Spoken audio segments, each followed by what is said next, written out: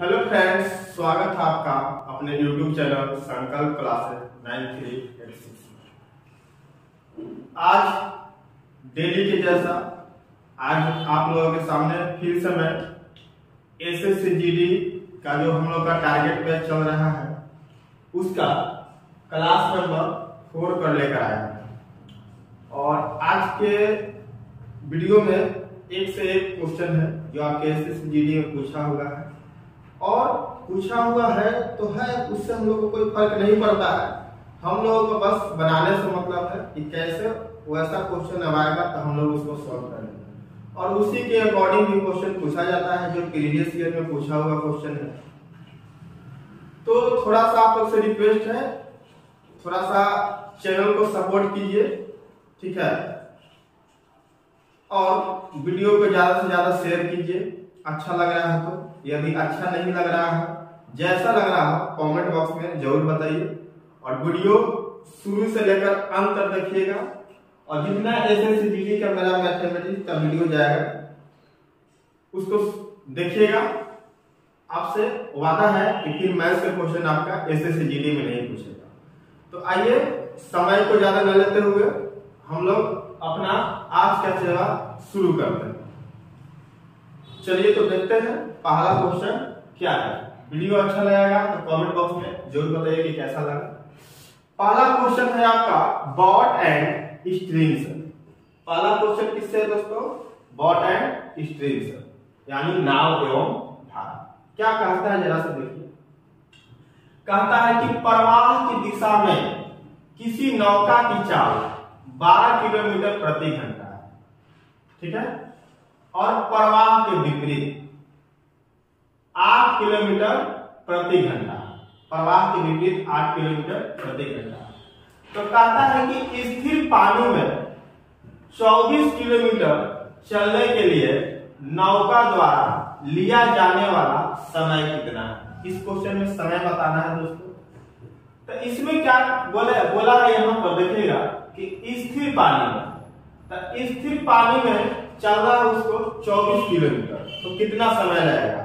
तो स्थिर पानी में पूछा है तो हम लोग क्या करेंगे दोस्तों कि इसको और इसको स्पीड को, ठीक है, दोनों को जोड़ देंगे, और जोड़ने के बाद 2 से क्या करेंगे डिवाइड लगा देंगे तो स्पीड निकल जाएगा। उसके बाद आपका दूरी दिया हुआ है, क्या दिया हुआ है? दूरी। तो दूरी दिया हुआ है तो फिर उसके बाद आपका स्पीड निकल जाएगा। तो दूरी बांटा क्या चाल क्या होता है? समय होता है। आंसर चला आएगा। चलिए बनाते हैं, सम करते हैं। इसको और इसको जोड़ लीजिए तो 12 प्लस 8 कितना होता है दोस्तों? 20 होता है, डिवाइडेड 2, यानी 20/2, यानी आ गया हमारा 10 किलोमीटर प्रति आवर। शांत जल्दी अब अगर शांत जल में चलना कितना है?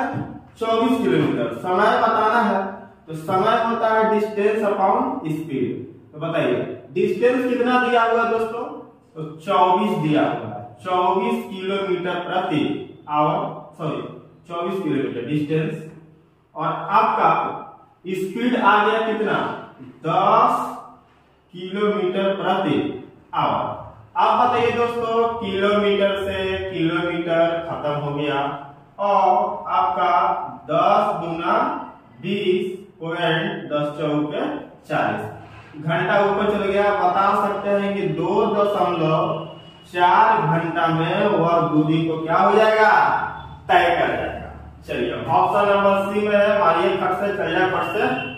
चलिए तो पहला क्वेश्चन को बड़ी आसानी से हम लोग सॉल्व कर चुके हैं।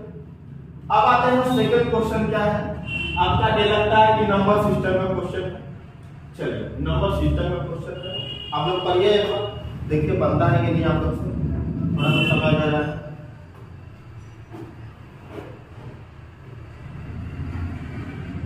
करा है कि एक घन पूर्णांक और उसके वर्ग का योगफल पहले 3 अभाज्य संख्याओं के गुणनफल के बराबर। कह रहा है कि एक घन पूर्णांक है और उसके वर्ग का योगफल पहली 3 अभाज्य संख्याओं के गुणनफल के बराबर। लगता है क्वेश्चन कोई डिफरेंस निकाल लेते हैं।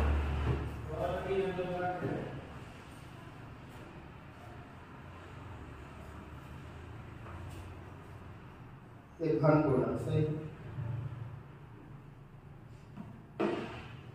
चलिए कहता है कि एक घन पूर्णांक और उसके वर्ग के योगफल पहली तीन अभाज्य संख्याओं के गुणनफल के बराबर है, तो वह संख्या क्या है?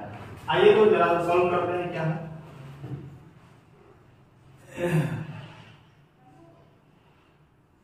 एक घन, तो मान लिए वह संख्या x उसके वर्ग के योगफल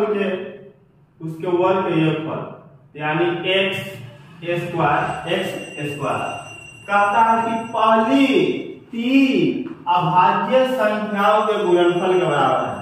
तो पहली तीन अभाज्य संख्या क्या होगा दोस्तों? तो 2 होगा, 3 होगा और क्या होगा? 5 होगा। 2 होगा, 3 होगा और 5 होगा, यानी x प्लस x स्क्वायर बराबर 5 3 15 15 दूना 30।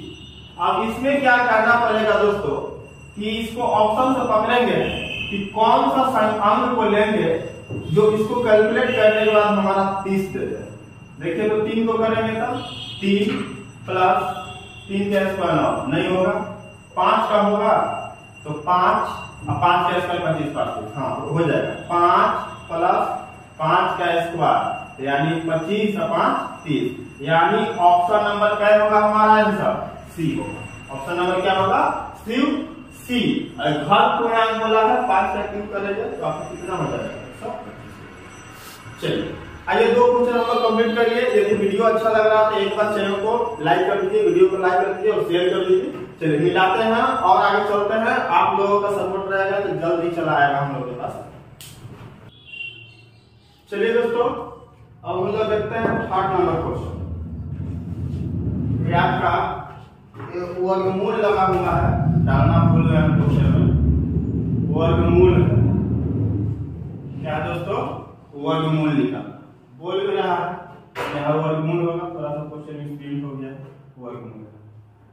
तब देखिए क्वेश्चन है, ऐसा क्वेश्चन भी आपके एग्जाम में कर लिया करता है क्योंकि 10th लेवल का आपका एग्जाम है एसएससी जीडी, ठीक है, एसएससी जीडी। तो इसी तरह का प्रश्न पूछ रहता है। आइए देखते हैं। आप देखिए सबसे पहले दशमलव देख के हरकना नहीं है दोस्तों, दशमलव देखकर हरकना नहीं है। इसमें करिए क्या कि ऊपर देखिए दशमलव का एक बार 1 2 3 3 यहाँ 3 यहाँ 3 3 6 6 3 9, ऊपर में 9। अब नीचे जोड़ लीजिए सबको, 4 4 4 8 8 1 9, तो ये 9 खत्म हो गया। तब दशमलव देख के घबराया नहीं है। अब दशमलव हटा दीजिए, दशमलव का कोई माने मतलब यहाँ पर नहीं रह गया। तो 324 का वर्गमूल कितना होता है? वर्गमूल से बाहर आ रहा है। 324 का वर्गमूल कितना होता है दोस्तों? तो 18 होता है, 18। 81 का कितना होता है? 9 होता है। कितना होता है? 9। और 4600 कितना है? 24 है। तो इसको निकाल सकते हैं, 4600 कितना है? 24 है। 4624 है। तो अंतिम 2 अंकों को अलग करेंगे, अंतिम 2 अंकों को अलग करेंगे और यहाँ कितना रहेगा आपका? तो आपका देखिए 6 लगेगा। 4 का कोड होता है 2 और 8, 65 का स्क्वायर होता है 42 से 25 बराबर, यानी 68 आएगा। 4624 को कितना आएगा दोस्तों? तो 68 आएगा। ये कैसे निकाले? तो मेरा एक वीडियो डाला हुआ है वर्गमूल से रिलेटेड, उसको जाकर देख लीजिएगा, वहां पर समझ में आ जाएगा। नहीं तो सीखते रहिएगा तो ठीक है। चलिए तो ऊपर का वैल्यू में निकाल लिया और नीचे आ जाए तो 25 है और इधर आपका 12 का स्क्वायर 144, यानी यहाँ पर लगेगा आपका 125। 15,625 है ना, तो 125। और 289 किसका होता है? आप लोगों को पता है 17 का होता है। और ये बताइए हमको कि 729 किसका होता है? दशमलव को पहले खत्म कर चुके हैं, ठीक है। 729 किसका वर्गमूल होता है? तो 27 का होता है। और 64 कितना का होता है? तो 8 का होता है। किसका होता है? 8 का होता है। ये अलग, ये अलग। चलिए अब देखिए, तो कटने वाला है इसमें, तो काट लेंगे हम लोग। अब देखिए 17 चौका 68 होता है, 17 चौका 68। और नतिया कितना होता है? 27 होता है। नतिया कितना होता है? 27। और बताइए दोस्तों, और क्या कटेगा? 3 छक होता है 18, 4 दूनी होता है 8, और 2 तिया होता है 6। तो आपका आ गया 3/125, 3/125। तो इसको राउंड फिगर में कर देते हैं, नीचे वाला को। अच्छा, इसमें 8 से गुना करेंगे तो इसमें भी कितना से गुना करेंगे? 8 से गुना करेंगे। तो बताइए 125 कितना होता है दोस्तों? तो 1000 होता है। और ऊपर 3 8 24, 3 8 24, 3 8 24। तो डिवाइड आएगा तो 3 अंक के बाद दशमलव आ जाएगा, तो यानी आ जाएगा 0.024, 0.02 पर डिवाइड आएगा, 3 अंक के बाद दशमलव बैठ जाएगा। चलिए ऑप्शन नंबर किसमें है? सी में। तो चलिए बहुत आसानी से आप लोग तीसरा नंबर भी सॉल्व कर चुके हैं क्वेश्चन को। अब हमारा देखिए अगला क्वेश्चन का आते हैं। चौथा नंबर क्या है? 4 नंबर क्वेश्चन देखिए क्या है।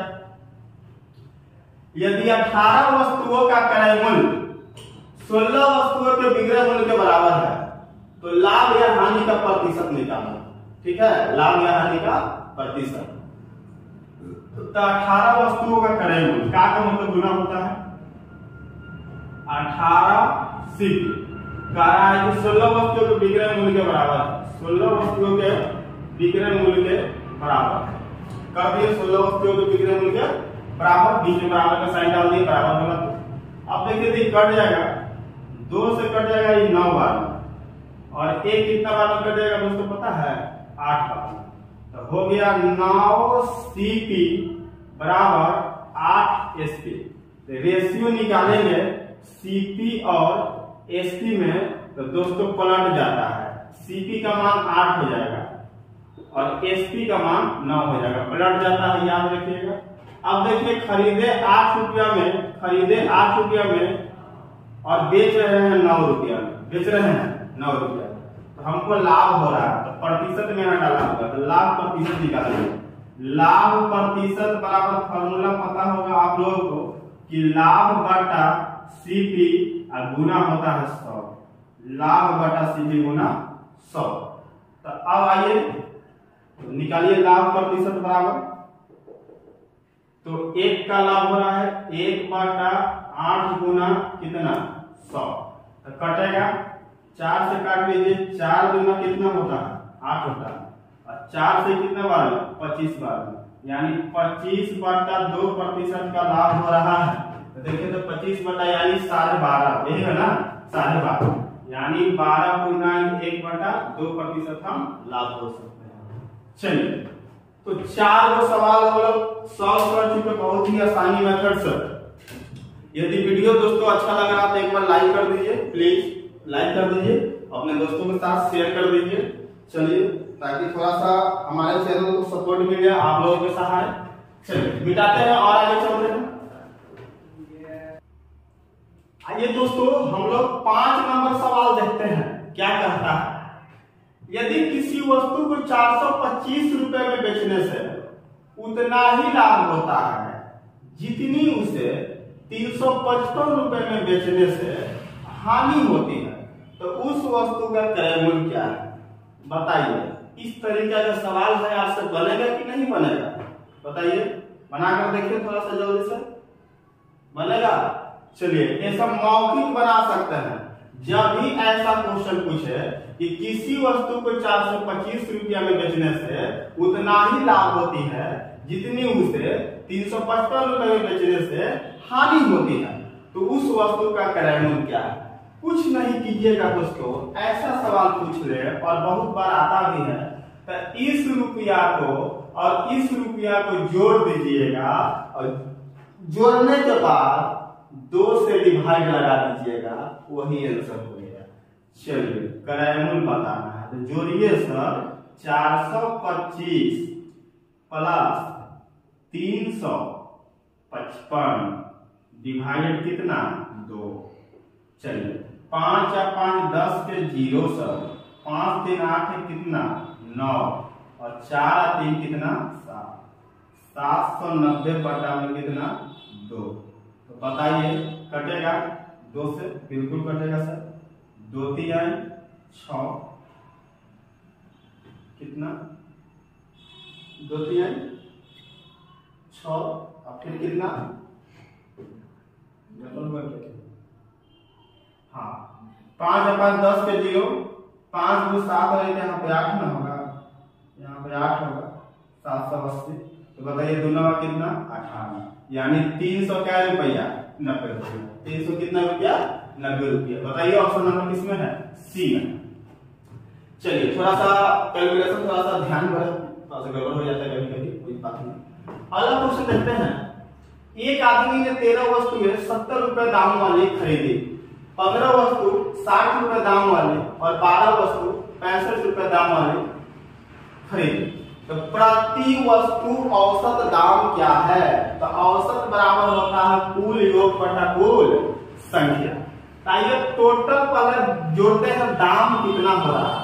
तो बताइए 13 वस्तु 70 रुपया के दाम वाली खरीदी गई, 13 सत्ते कितना होता है 91, यानी कितना 910 प्लस 15 वस्तु 60 रुपए दाम वाली, तो 15 छक कितना होता है दोस्तों, तो 90 एक और 900 प्लस 65 रुपया दाम, 12 वस्तु 65 रुपए दाम वाली, 12 गुने 65, 12 गुने 65, 12 बजे कितना हुआ 60 हुआ, बच कितना हुआ 72 हुआ। तो 0 6 2 8 और कितना 7, यानी 700 कितना 80, 700 कितना 80।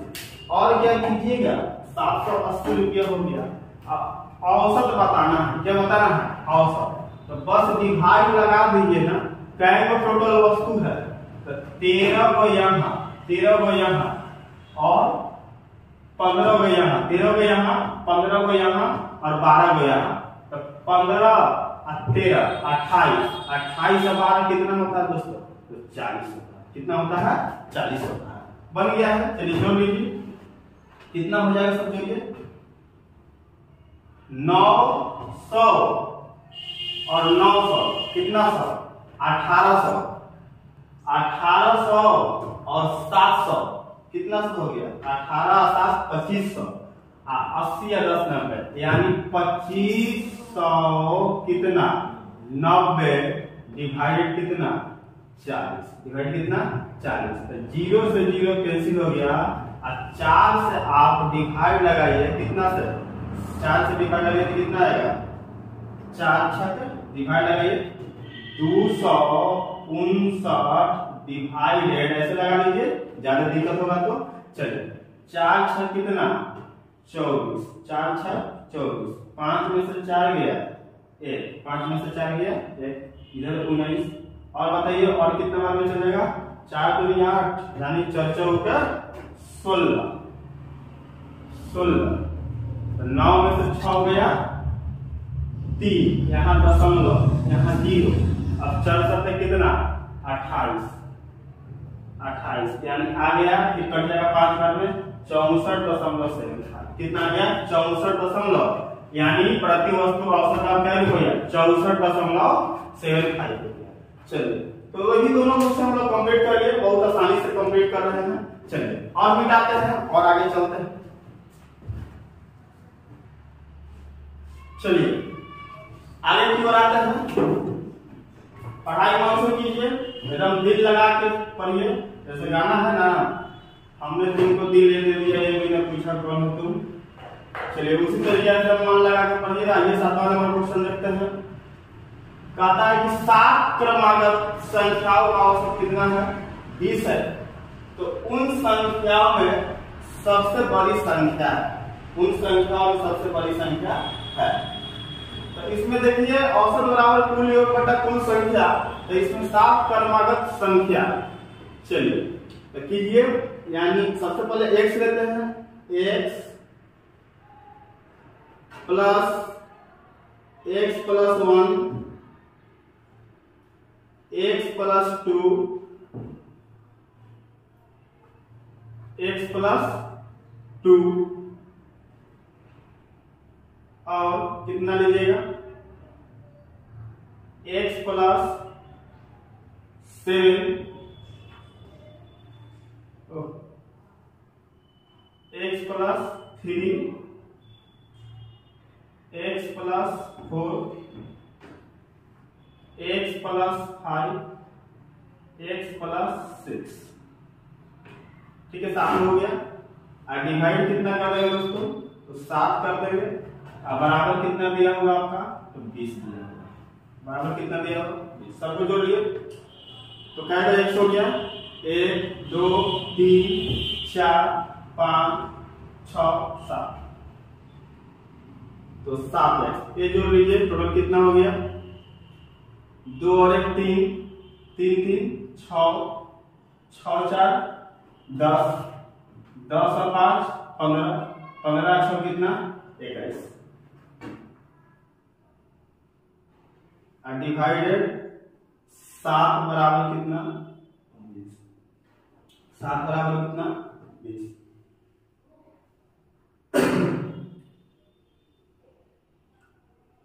सात बराबर कितना 20। चलिए तो ये कितना हो जाएगा, देखिए तो जरा। 7x प्लस 21 बराबर 7 में 14 140। तो 7x बराबर 140 माइनस 21, तो 7x बराबर कितना हो गया 140 में से 119 घटा लीजिए। 140 में से 21 घटाइए, कितना हो जाएगा 119। तो x बराबर कितना आ गया दोस्तों, 7 से कट जाएगा कितना बार में 17 17 19 से होता है। सरकारी स्कूल में पढ़े होंगे कितना होता है 17 होता है। तो x बराबर हम लोग कितना आ गया दोस्तों 17 हो गया। तो इसमें से पूछा सबसे बड़ी संख्या, तो सबसे बड़ी संख्या यही है दोस्तों x प्लस 6 है। x प्लस कितना है 6, तो x का मान रख लिया 17 और प्लस 6 कितना 17 6 कितना हो गया दोस्तों 23 हो गया। कितना हो गया 23 हो गया। मान लीजिए देखिए ऑप्शन नंबर क्या है बी में है। चलिए आपका 7 नंबर क्वेश्चन कंप्लीट हो गया। चलिए आगे देखते हैं नेक्स्ट क्वेश्चन। चलिए लगे रहिए मुन्ना भाई। दो संख्याओं के बीच का अनुपात 4 से कितना है 7 है। यदि प्रत्येक में 4 की वृद्धि कर दी जाए तो अनुपात 3:5 हो जाता है। तो बड़ी संख्या क्या है, चलिए तो दो संख्या लेते हैं a और b। कितना है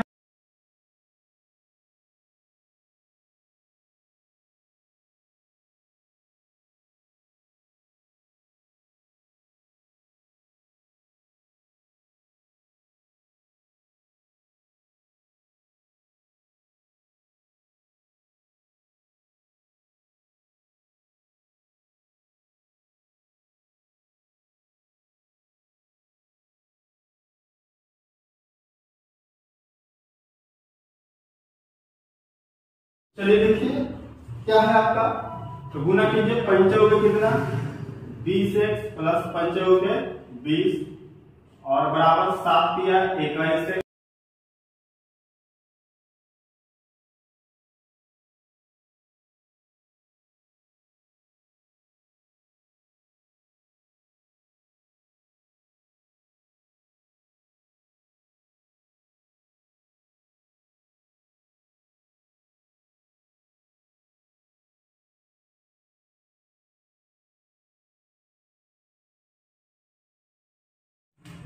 चलिए दोस्तों अगला क्वेश्चन पढ़ते हैं 9 नंबर। कहता है कि एक आदमी के पास कुछ मुर्गियां और कुछ गाय। यदि सिरों की संख्या और पैरों की संख्या 12:35 हो तो मुर्गियां की संख्या ज्ञात कीजिए यदि केवल सिरों की संख्या 48 है। यदि सिरों की संख्या 48 है। आइए देखते हैं, ऐसा क्वेश्चन भी पूछ लेता है। आइए देखते हैं क्या किया जाए। सबसे पहले संख्या किसका सी और पैर रेशियो लिखिए यहाँ पर। तो सी और पैर का रेशियो है दोस्तों 12:35। अच्छा अब कह रहा है कि यदि केवल सिरों की संख्या 48 है, सिरों की संख्या कितना है टोटल 48 है। तो सिर बराबर सिर करेंगे तो अनुपात 12 बराबर कितना होगा 48। तो अनुपात 1 बराबर कितना होगा 4 आ जाएगा, ऊपर से 4 गुना। तो यहाँ से निकल गया लेग बराबर कितना हो गया, लेग बराबर 4 से गुना कर देंगे तो टोटल लेग निकल जाएगा। ठीक है, चलिए कितना, तो 5 के 20 के 0 और 4 की 12 2 14, यानी टोटल 140 को आपका पैर हो गया। 140 को क्या हो गया, पैर हो गया। अब क्या बताना है आपको, मुर्गियों की संख्या, यानी 2 पैर वाले को बताना है संख्या कितना है। तो फॉर्मूला होता है दोस्तों इसका 2 लेग बराबर क्या होता है, तो लेग माइनस 4 हेड डिवाइडेड 2। यहाँ पे आएगा दोस्तों निगेटिव, लेकिन उससे घबराना नहीं है, ठीक है ना, आपका आंसर होता है। तो लेग का मान रखिए कितना 140 माइनस 4 हेड, तो 4 इंटू सिर की संख्या आपका 48 है और डिवाइडेड कितना 2। तो 140 माइनस 8 के 32 के 2 और 4 के 16 फिर कितना 92 डिवाइडेड 2, इसमें से ई घटेगा। चलिए तो यहाँ 2 का 2 हमारा उतर गया, 2 का 2 उतर गया, ठीक है, और 9 में से 4 गया, 9 में से 4 गया 3 माइनस डिवाइडेड 2, यानी कट जाएगा कितने बार में 16 बार में, कितना बार में 16 बार, 16 बार में कटेगा। गड़बड़ क्या हो रहा है कुछ, 192 2, ठीक है, अच्छा 1 मिनट गलती हो गया, 9 में से 4 गया तो यहाँ पे दोस्तों 5 न बचेगा, कितना बचेगा 5। तो बताइए आपका यहाँ पर आएगा 26 आएगा, सॉरी कितना आएगा 26 आएगा। चलिए कितना आएगा 26 आएगा। ऑप्शन नंबर किसमें है, बी में है, ऑप्शन नंबर किसमें है, बी में है। चलिए तो 9 नंबर क्वेश्चन उम्मीद करते हैं समझ गए होंगे। चलिए आज का लास्ट सवाल देखते हैं हम लोग। एक पुस्तक के अंकित मूल्य पर 16% की छूट से एक आदमी 80 रुपए की लागत वाली एक पेन खरीद सकता है, तो पुस्तक के लिए उसने कितना भुगतान किया होगा। चलिए 16% की छूट से 80 रुपए लागत बढ़ा रहे, तो ये हो गया 16% बराबर क्या रुपया 80 रुपया। तो अगर पुस्तक के लिए उसने कितना भुगतान किया होगा। अच्छा 16% छूट पर खरीदा गया है तो कितना पर खरीदा गया होगा 84% पर, कितना परसेंट पर 84, 100 माइनस 16, तो निकाल लीजिए, निकल जाएगा 80/16 गुना कितना 84। तो 16 पर जो होता है 80 और 84 के आधा होता है 42, यानी 420, कितना 420। मारिए खट से चल जाए पर से नंबर। चलिए तो इस तरीका से आज का सीरीज हम लोग का कंप्लीट हो चुका है। यदि वीडियो आप लोगों को अच्छा लगेगा या अच्छा लगा हुआ होगा तो एक बार जरूर लाइक कर दीजिएगा और शेयर कीजिएगा, ठीक है। आज की सेवा यही समाप्त होती है। धन्यवाद।